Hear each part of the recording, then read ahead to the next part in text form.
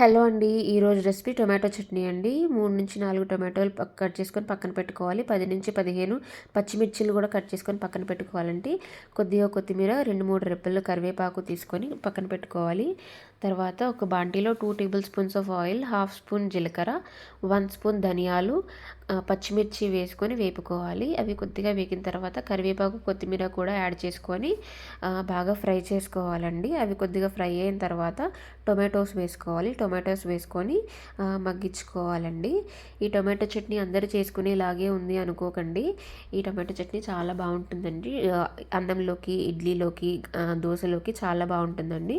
Tomatoes కొంచెం మగ్గిన తర్వాత 2 టేబుల్ స్పూన్స్ ఆఫ్ పసుపు, రుచికి సరిపడా సాల్ట్ వేసుకొని మళ్ళీ ఒకసారి కలుపుకొని టొమాటోస్ బాగా సాఫ్ట్ అయ్యే వరకు వేయించుకోవాలండి. ఇంకొక బాండీలో 2 టేబుల్ స్పూన్స్ ఆఫ్ పల్లీలు వేసుకోవాలి. పల్లీలు వేసుకొని బాగా వేగిన తర్వాత పొట్టు తీసేసి పక్కన పెట్టుకోవాలండి. ఈ మిశ్రమం ప్లేట్లో తీసి చల్లారనివ్వాలి.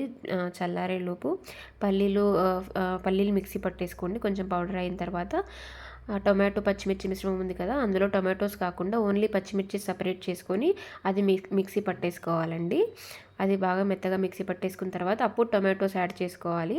ఇక్కడ టొమాటోస్తో పాటు అల్లం ఎల్లిపాయ కూడా వేసుకోవచ్చండి. కాకపోతే కార్తీక మాసం కదా అని మేము వేసుకోవట్లేదు, మీరు వేసుకోవచ్చు. పోపు సిద్ధం చేసుకోవాలండి. ఒక బాంటిలో ఆయిల్, ఆవాలు, జీలకర్ర, ఎండుమిర్చి, కరివేపాకు, కొత్తిమీర కొంచెం వేసుకొని ఫ్రై చేసుకోవాలి. ఆ టొమాటో పేస్ట్ ఉంది కదండి, టొమాటో చట్నీ, అది గిన్నెలోకి తీసుకొని పెట్టుకోవాలి. తర్వాత ఈ పోపు తీసుకొని ఆ టొమాటో చట్నీలో వేసుకొని కొత్తిమీరతో గార్నిష్ చేసుకున్నామంటే అంతే అండి. టొమాటో చట్నీ చాలా చాలా టేస్టీగా ఉంటుంది. థ్యాంక్ యూ ఫర్ వాచింగ్ అండి. Subscribe to my channel.